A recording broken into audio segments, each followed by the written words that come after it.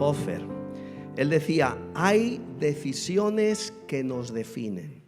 Hay decisiones que nos definen. Y yo no sé si habéis oído hablar de Dietrich Bonhoeffer, pero os diré que él fue uno de los grandes pensadores cristianos del siglo XX. Nació en Alemania en 1904 y precisamente cuando estaba alcanzando su punto álgido como académico, como profesor, como pastor, fue cuando Hitler subió al poder.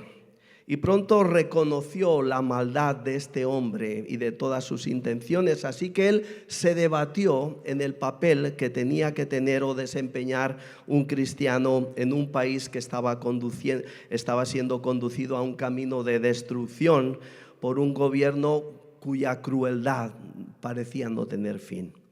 Así que en plena Segunda Guerra Mundial, Bonhoeffer se unió a la resistencia. Y al cabo de un tiempo fue arrestado precisamente por pertenecer a esa resistencia, cuando estaba ayudando a grupos de judíos a escapar a Suiza para evitar su aniquilación. Y tras 2 años en varias prisiones, en campos de concentración, finalmente junto a un grupo de otros miembros de la resistencia fue ejecutado, cuando tan solo faltaban 4 semanas para que terminara la Segunda Guerra Mundial. Y mientras él estuvo en prisión, Bonhoeffer escribió cartas a la familia, escribió cartas a amigos cercanos, y en una de esas cartas particularmente describía cómo fue su decisión de unirse a la resistencia. Y comprendió que aunque él tuviera éxito en lo que se había encomendado a hacer, su vida nunca volvería a ser la misma. Y por eso él dijo literalmente que esta decisión me definiría. Imagínate que una decisión que tú puedas tomar defina tu vida. Lo que vamos a considerar a continuación en el capítulo 1 del Evangelio de Juan nos lleva a esta situación, a que cada uno de nosotros se enfrenta a un momento en su vida en que ha de tomar una decisión que define la misma, una decisión que define tu vida. Y rápidamente, antes de leer los versículos que antes os hablaba, os diré un poco repasando lo que vimos en las anteriores domingos, donde estábamos considerando este capítulo 1 de Juan. Y la semana anterior estábamos comentando acerca del mensaje de un hombre, de Juan el Bautista, el cual trajo un mensaje de dar testimonio de la luz. Y este mensaje contenía también, o nos confrontaba también a una decisión. ¿Qué vas a hacer con Jesús? Y Juan el Bautista estaba compartiendo su testimonio sobre la luz y debemos decidir cómo vamos a responder también nosotros a ese testimonio. Y me resulta realmente sorprendente cuando leo estos versículos del capítulo 1 de Juan, algo que es tan evidente como que la luz tenga que ser anunciada. ¿No os resulta extraño esto? No se te ocurriría, imagínate que estás en casa y tienes unos invitados y en un momento determinado, cuando se va la luz del día, tú decides dar al interruptor de la corriente y entonces le dices a los invitados, bueno, acabo de dar la luz. ¿Verdad que no se te ocurre decir eso? Pues no hace falta decirlo porque ya lo ven, pueden verla. ¿Por qué necesitaba Juan hablarnos de la luz? Hay un escritor, Arthur W. o Walkington Pink, como sería su nombre correcto, ¿no? Él escribió: cuando el sol brilla en toda su belleza, ¿quiénes son los inconscientes de este hecho? ¿Quién necesita que le digan que está brillando? Y él dice, los ciegos. Qué trágico cuando leemos que Dios envió a Juan para dar testimonio de la luz. Qué patético es que haya necesidad de ello. Qué solemne es la afirmación de que a los hombres haya de decirles que la luz está ahora en medio de ellos. Qué revelación de la condición caída del hombre. Vamos a leer el texto. Evangelio de Juan, capítulo 1, versículos del 10 al 13. Dice así la palabra de Dios: el que era la luz ya estaba en el mundo, y el mundo fue creado por medio de él, pero el mundo no lo reconoció. Vino a lo que era suyo, pero los suyos no lo recibieron. Mas a cuantos lo recibieron, a los que creen en su nombre, les dio el derecho, la potestad de ser hijos de Dios. Estos no nacen de sangre, ni por deseos naturales, ni por voluntad humana, sino que nacen de Dios. He aquí el texto que nos anuncia que aquella luz que decía Juan el Bautista que venía al mundo, ya estaba en el mundo que fue creado por medio de él. Pero dice el texto que el mundo no lo reconoció.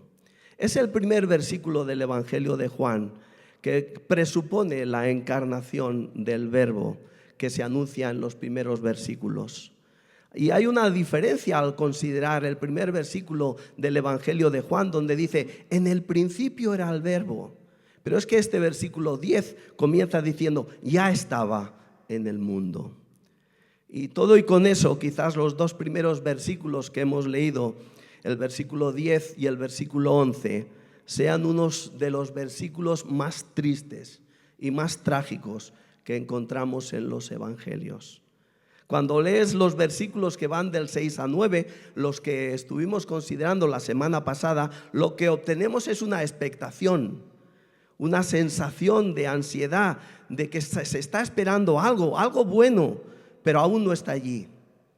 Como estaban cantando los niños: ya viene, ya viene. Pero, y no solamente esto, en estos versículos detectamos esta expectativa, pero es que todo el Antiguo Testamento está lleno de esta expectativa. Se acumula esa ansiedad por la espera del Mesías, del Salvador. Aquel que por la promesa hecha a Abraham sería una bendición para todas las naciones de la tierra. Aquel que por la promesa hecha a David reinaría para siempre. El ungido eterno, Emmanuel, Dios con nosotros. Están esperando, hay expectativa. Cabría pensar: qué buena noticia, al fin van a ver cumplidas las promesas de la venida del Mesías. Y entonces llega y leemos los versículos 10 y 11, cuyas palabras son sombrías. Dicen estos versículos que no es reconocido el Mesías, que no es recibido, que no es aceptado. ¿No es algo irónico lo que ocurre aquí? Aunque no es extraño, por lo general la humanidad rechaza esta luz de forma terminante. Y Dios siempre se ha revelado y ha iluminado al ser humano, aún en las selvas y junglas más oscuras. Dios ha hablado a la conciencia del hombre por medio de la creación. Y Pablo argumenta eso muy bien, de forma definitiva, en el capítulo 10 de la carta que escribe a los romanos. Él dice, allí él primero pregunta: ¿no han oído? Y luego cita el Salmo 19, dice: su voz se ha extendido por toda la tierra. Y dice: sus palabras llegan hasta los confines del mundo. La palabra de la naturaleza, el maravilloso testimonio del universo creado que vemos a nuestro alrededor, y nuestra propia naturaleza interior testifican que hay un Dios de inteligencia, de sabiduría, un Dios de poder. Detrás de todas las cosas que están hechas se puede vislumbrar. Y luego el apóstol Pablo, cuando empieza esa carta a los romanos, fijaros lo que él escribe en el capítulo 1, versículo 19. Dice: me explico, lo que se puede conocer acerca de Dios es evidente para ellos, pues Él mismo se lo ha revelado, porque desde la creación del mundo las cualidades invisibles de Dios, es decir, su eterno poder y su naturaleza divina, se perciben, y fijaros lo que dice la palabra, claramente, se perciben claramente a través de lo que Él creó, de modo que nadie tiene excusa. Y confieso que nunca dejó de asombrarme ese extraño fenómeno de algunos científicos que investigan las maravillas de la naturaleza, las maravillas de los átomos, de las moléculas, los astrónomos que estudian también el cielo, el universo y los millones y millones de galaxias que hay en el cielo, que contiene el cielo. Otros investigan el campo de la biología, los cuales están constantemente expuestos al maravilloso testimonio de la naturaleza que hay detrás de todas estas cosas. Y me sorprende que no puedan ver a una mente inteligente que ha diseñado todas las cosas. Y sin embargo, lo sorprendente es cómo tales hombres y mujeres llegan a la conclusión de que todas estas cosas son producto del azar, de la casualidad. Que el azar y la casualidad ha puesto todas estas cosas juntas. Para mí es esto del todo incomprensible e increíble llegar a ese tipo de conclusión. Y salvando las distancias, porque el ejemplo se queda corto, ¿no? Es comparable quizás a tomar un puzzle de estos de 50.000 piezas, tirarlo al aire y esperar que todas las piezas caigan conjuntadas cuando tocan el suelo. Bueno, es impresionante, ¿verdad? ¿Cómo se puede creer de esa manera en la casualidad? Es increíble. ¿Qué es lo que ciega a los hombres a este testimonio? Para decir que todo es producto de la casualidad, que todo es producto del azar. Pero aún más, cuando leemos los evangelios, cuando leemos el evangelio de Juan, la luz que nos da la naturaleza, la creación, estaba personificada también.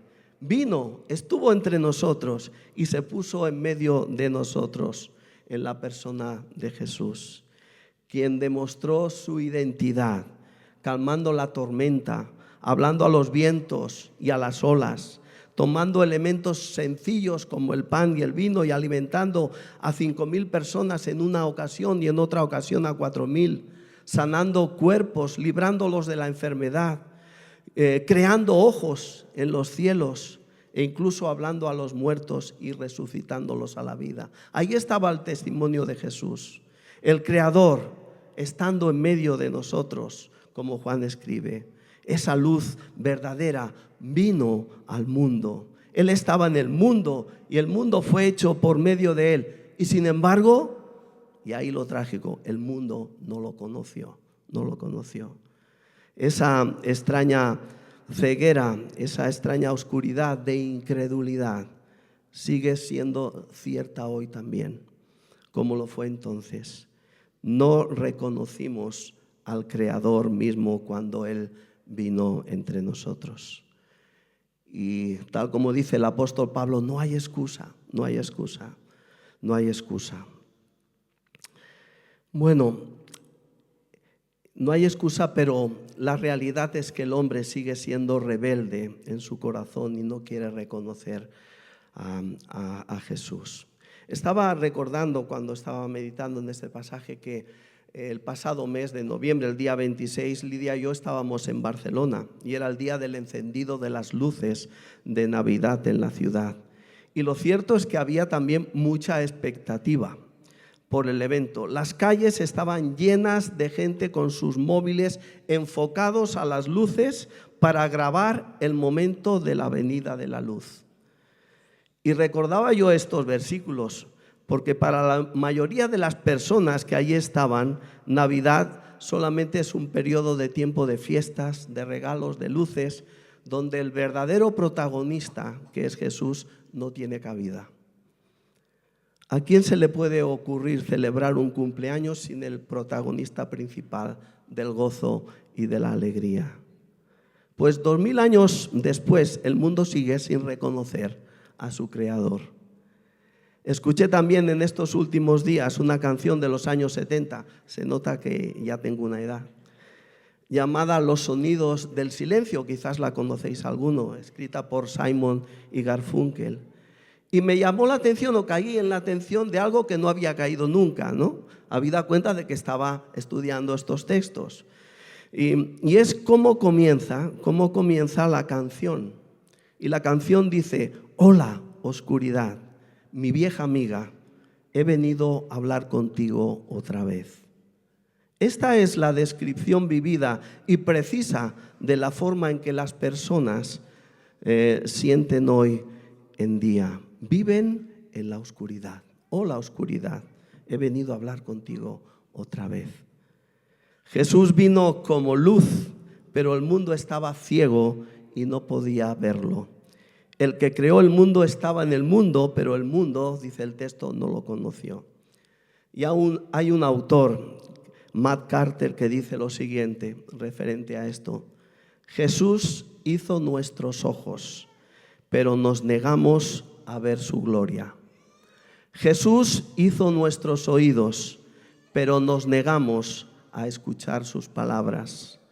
Jesús hizo nuestras cabezas, pero nos negamos a inclinarnos ante Él. Las palabras finales del versículo 10 anuncian la tragedia de la situación humana. La gente del mundo no conoció a su Creador cuando el Logos, el Verbo, estuvo entre ellos, pero no lo conocieron. Ahora fíjate en lo que dice el versículo 11. Vino a lo que era suyo, pero los suyos no lo conocieron. Jesús no solo fue ignorado por el mundo en general, vino a su propio pueblo y este no lo recibió. Jesús vino al mundo que fue creado por Él, por eso dice el texto que vino a lo suyo, era suyo, fue creado por Él. Sin embargo, no es reconocido. Pero Él tampoco se acercó a los extraños y les dijo, aquí estoy. Él vino a los suyos. Dice el texto que Él vino a los suyos y no lo recibieron. No fue recibido calurosamente ni con alegría, sencillamente lo ignoraron. Dios había elegido un pueblo especial para sí mismo, Israel. Había hecho un pacto con ellos y les había prometido un Mesías que vendría a liberarlos de su pecado. Y cuando llegó Jesús, estaban buscando al Mesías, pero lo rechazaron, al prometido, al enviado por Dios. El profeta Isaías lo expresó de una forma muy conmovedora, este rechazo de su pueblo hacia Dios. Dice Isaías 53, versículo 3. Fue despreciado y desechado de los hombres, varón de dolores y experimentado en aflicción. Y como uno de quien los hombres esconden el rostro, fue despreciado y no lo estimamos. Así que en el Evangelio de Juan nos enfrentamos de inmediato a la oscuridad del mundo, a la ceguera de los hombres, tanto judíos como gentiles, que no pueden ver al Creador cuando demuestra su poder en medio de ellos. Y no pueden ver al Mesías cuando cumple también todas las profecías del Antiguo Testamento. Pero incluso en este rechazo de los judíos a Jesús, Dios estaba actuando, Dios estaba trabajando. Y Dios lo utilizó, este rechazo, para dar paso también a la salvación de los gentiles, aquellos que no pertenecían al pueblo de Israel. Y la verdad sigue siendo que el rechazo de Jesús, ya sea de los judíos hace 2000 años o de ti en el día de hoy, deja a una persona en su situación de pecado y deja a una persona sin un Salvador. Y nadie más puede traer salvación sino Jesús. Ninguna otra luz puede atravesar la oscuridad de tu pecado.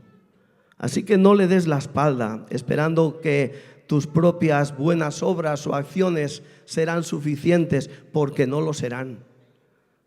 Jesús fue rechazado por la mayoría, pero algunos, dice el texto, que se volvieron y lo recibieron. Versículo 12. Habían estado perdidos en las tinieblas, pero abrazaron la luz.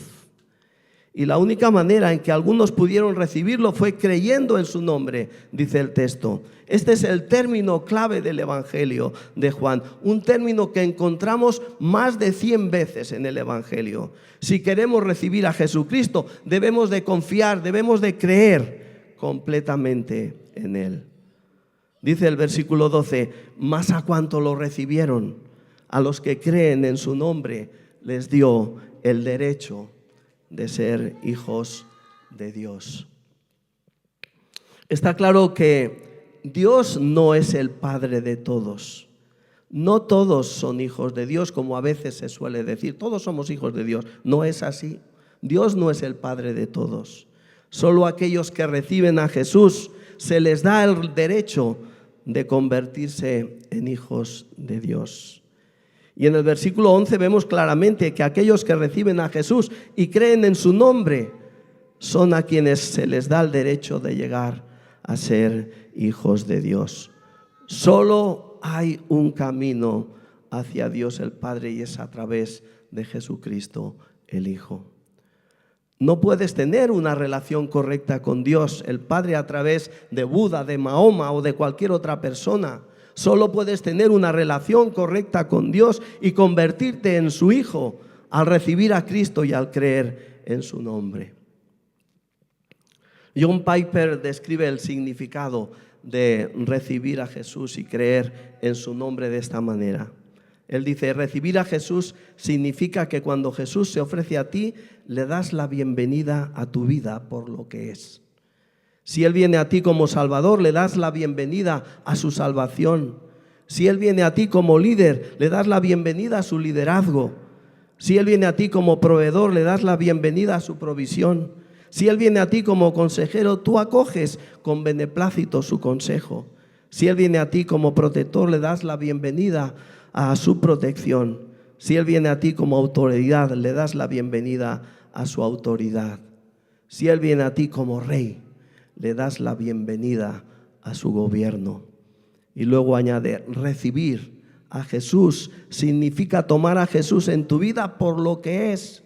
No significa una especie de coexistencia pacífica con un Cristo que no tiene pretensiones, como si se pudiera quedar en tu casa mientras no pongas la música muy alta. Creer en el nombre de Jesús es prácticamente lo mismo que decir creer en Jesús. Y dice la Biblia: el que cree en Él no es condenado. El que no cree ya es condenado, porque no ha creído en el nombre del unigénito Hijo de Dios. Algunos recibieron a Jesús. Ellos creyeron en su nombre y se les dio el derecho de convertirse en hijos de Dios. Aquellos que reciben a Jesús y creen en su nombre tienen nueva vida, son regenerados por el dador de la vida, que es Dios. Y para Juan, el evangelista, la venida de Jesús no fue ningún fracaso. Nunca debemos verlo como tal. Dios hizo lo que se propuso hacer, irrumpió en este mundo para después entregar su vida por nosotros, muriendo en una cruz a causa de nuestro pecado. Así que a pesar del rechazo del mundo, a pesar de que los judíos negaron que Él era el Mesías, algunos creyeron, lo recibieron, y por ello Juan pasa a decir: y a los que le recibieron les dio el derecho de ser hijos de Dios. Y aquí una de esas extrañas paradojas de las Escrituras con la que nos encontramos algunas veces. De alguna manera Dios parece permitir que todo parezca, que todo está totalmente perdido, que todo parece un fracaso. Y eso también puede suceder en tu propia vida. Así que es mejor que estés preparado para ello. Cuando parece que todo en verdad está perdido, que todo lo que estás esperando y todo lo que anhelabas ha fracasado, es entonces cuando Dios comienza a obrar. Y eso es lo que hizo aquí.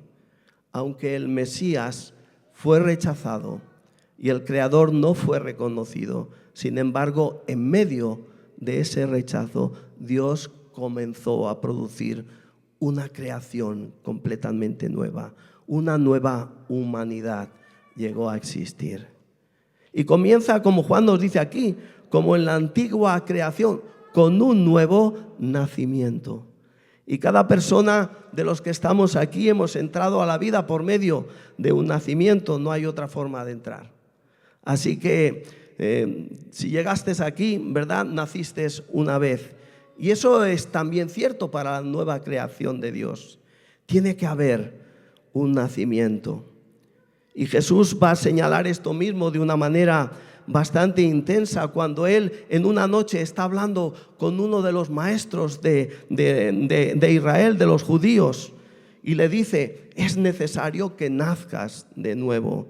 No hay otro camino hacia el nuevo reino que nacer de nuevo.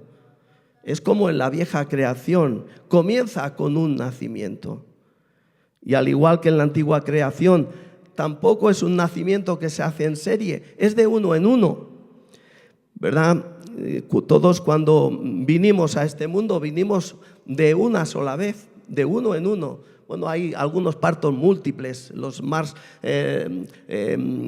numerosos son 5 o 6, ¿verdad?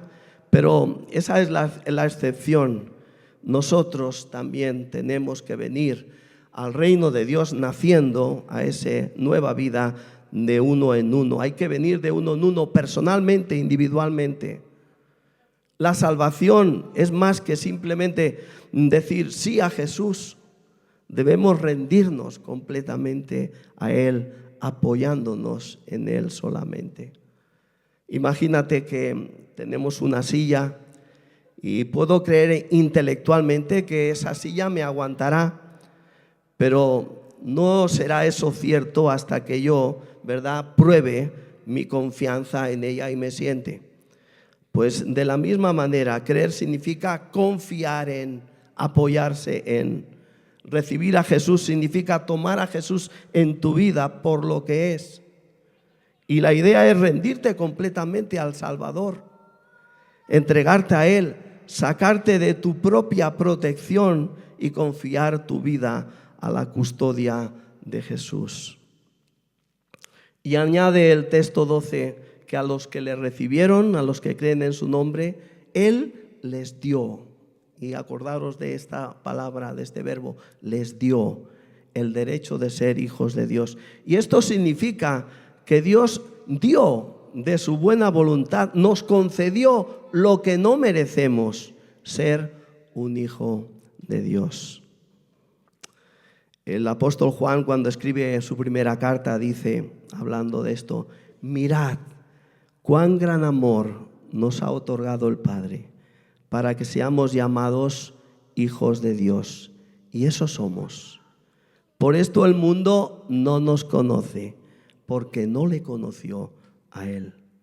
Amados, ahora somos hijos de Dios y aún no se ha manifestado lo que habremos de ser, pero sabemos que cuando Él se manifieste, seremos semejantes a Él, porque le veremos como Él es.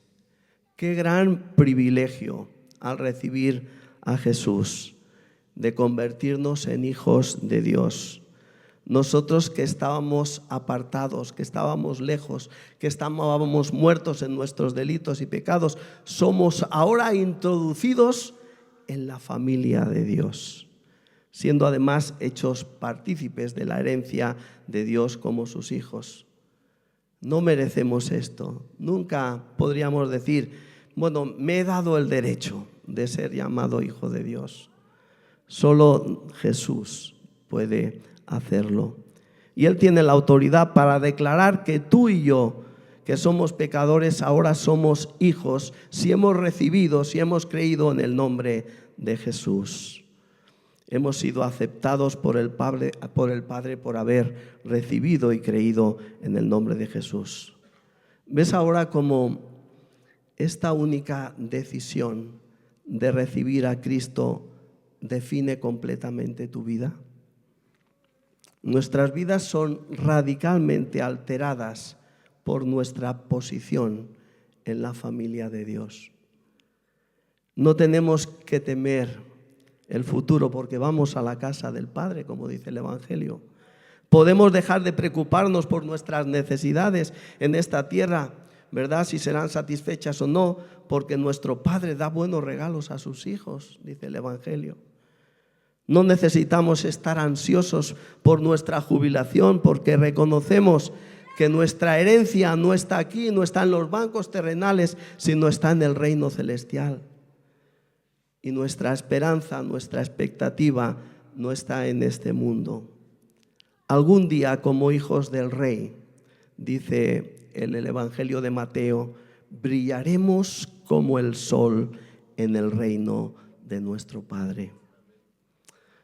Como decía al principio, haciendo alusión a ese mensaje de Juan el Bautista, que daba testimonio de Jesús, su testimonio obliga a cada persona a definirse. Para el cielo la humanidad está dividida como aquel entonces en dos clases de personas: los que rechazan a Jesús o los que reciben y creen en su nombre. Y la pregunta es simple: ¿qué harás tú con Jesús? ¿Qué harás tú con Jesús? Y Juan, a continuación, en el último versículo que leíamos al principio, enumera las formas equivocadas en que las personas piensan que pueden acercarse a Dios. Dice: estos no nacen de la sangre, ni por deseos naturales, ni por voluntad humana, sino que nacen de Dios. Y él primero dice que el nuevo nacimiento no es una cuestión de sangre. No nacen de sangre aquellos que son nacidos de nuevo. La salvación no es algo hereditario, no se transmite de padres a hijos, no es por ascendencia humana que puedes ser hijo de Dios. Puedes haber sido criado en una familia cristiana, estar involucrado en actividades religiosas, pero si no naces de nuevo, no eres cristiano, no eres hijo de Dios. Como alguien dijo, Dios tiene hijos, Dios no tiene nietos. Luego dice que los nacidos de nuevo no nacen por deseos naturales, no es por decisión personal ni por esfuerzo propio. Así como un niño no nace por la voluntad que él pueda tener, sino por la relación de su padre y de su madre cuando se unieron, ¿verdad? Tampoco podemos producir nosotros el nuevo nacimiento. No podemos nacer de nuevo por nosotros mismos. Puedes tener la intención, puedes tener el deseo, ¿verdad?, de un cambio radical en tu ser, pero por ti mismo no puedes cambiar por mucho que te esfuerces. Dice también que los nacidos de nuevo no nacen por voluntad de varón. El nuevo nacimiento no se produce por la intervención humana. Ningún rito, ninguna ceremonia pueden impartir el nuevo nacimiento a otro. Un pastor podrá colocar sus manos sobre la cabeza de una persona y bendecirle. Podrá orar por ella, incluso bautizarle, pero eso no cambiará su vida. No es por voluntad de varón. Dice que los nacidos de nuevo son porque son nacidos de Dios, sino de Dios. Solo somos, ¿verdad?, podemos experimentar el nuevo nacimiento si Dios te da la vida. Dios es el dador de la vida y somos nacidos de nuevo por voluntad divina. No se trata de un proceso físico, sino de un proceso espiritual. Nacemos por voluntad de Dios y esta es una obra sobrenatural. Somos hijos de Dios desde el momento en que Cristo entra en nuestro corazón y para toda la eternidad. Y el nuevo nacimiento es finalmente nada más que un acto de Dios. Necesitamos un Salvador y no podemos salvarnos por nosotros mismos. Y gracias a Dios que Él vino, y aunque el mundo no lo reconoció y su propio pueblo no lo aceptó, todos los que le recibieron les dio el derecho de ser hijos de Dios. Qué buena noticia, ¿verdad? A todos los que le recibieron. No todos los que simplemente creen en Él. Mucha gente dice, creo en Jesús, creo que vivió, que murió y que resucitó, creo que Él era quien decía que era. Pero esto no te convierte en hijo de Dios. Es cuando lo recibes, cuando te rindes a Él, cuando te rindes a su señorío, que te conviertes en un hijo de Dios. Y Juan lo expresó muy claramente en su primera carta. Dice, el que tiene al Hijo, tiene la vida. El que no tiene al Hijo, no tiene la vida. Este es el núcleo del Evangelio. Se centra no tan solo en lo que se sabe o en lo que se cree, sino más bien en a quién, ¿verdad?, conocemos, en quién creemos. Rick Richardson dice así: el rechazo de Cristo es el medio de nuestra aceptación. Jesús dejó el cielo para ser rechazado en la tierra, para que cuando salgamos de la tierra podamos ser aceptados en el cielo. Él fue rechazado para que pudiéramos ser apreciados. Qué bendición la que tenemos todos aquellos que hemos puesto nuestra confianza y hemos recibido a Cristo. Es así de simple, es recibiéndolo, invitándolo a ser tu Señor, pidiéndole que se haga cargo de tu vida, que entre en tu corazón. Este es el único camino al reino de Dios. Jesús es nuestro Salvador y tenemos el derecho ahora mismo de ser llamados hijos de Dios. Así que una lección también que podemos sacar a aquellos que somos creyentes es que debemos de vivir como hijos de Dios.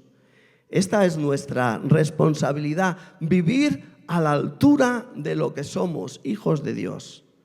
Porque somos hijos de Dios, nos debemos de comportar de forma diferente. Debemos disfrutar de la vida de un modo distinto y debemos de triunfar sobre las tentaciones de una manera real. Eso es lo que Dios nos da, vida abundante en Cristo. Qué maravilloso regalo, nueva vida en Jesús. Y termino. Ojalá que todos, al considerar la Navidad en esta temporada, veamos la auténtica razón por la que celebramos la misma. No es otra que Jesús. Y seguramente que para la mayoría de nosotros aquí es ya una realidad que hayamos recibido a Jesús y le hayamos confiado nuestra vida reconociéndolo como el Señor. Pero puede también que haya entre nosotros alguna persona que nunca haya abierto su corazón a Jesús, que nunca haya venido a Jesús y haya reconocido su necesidad de Él, que nunca haya admitido esa necesidad y haya creído y puesto su confianza en Él. No dejes pasar la oportunidad. Esta es una hora en la que puede ocurrir un nuevo nacimiento, como hemos estado considerando. El mundo no reconoció a Jesús porque la mayoría no lo reconoció. Y no lo reconocieron porque no estaban dispuestos a cederle el control de sus vidas. Pero hazte la pregunta también a ti. ¿Y tú? ¿Qué te impide recibir plenamente a Jesús en este momento? En la Navidad celebramos que Dios nos ha dado el mejor regalo de todos los tiempos. De eso trata la Navidad. Y si lo piensas, en realidad solamente hay dos respuestas delante de un regalo. Puedes recibirlo o puedes rechazarlo. Esta es una decisión que define tu vida. Si no recibes el regalo de Dios, en realidad lo estás rechazando y pasarás la eternidad en un lugar llamado infierno. Permitidme ser claro, no tienes que hacer algo realmente malo para ir al infierno. Si no haces nada, terminarás allí. La buena noticia es que no tienes que ir allí y no tienes que hacer ningún trabajo para ir al cielo, porque todo ha sido hecho por ti y para ti en la obra de Cristo Jesús. Termino con una frase de Steve Lawson. Él lo expresó así: la salvación no es una recompensa para los justos, sino un regalo para los culpables. Recibe el regalo de Dios, recibe a Jesús, cree en su nombre. Amén.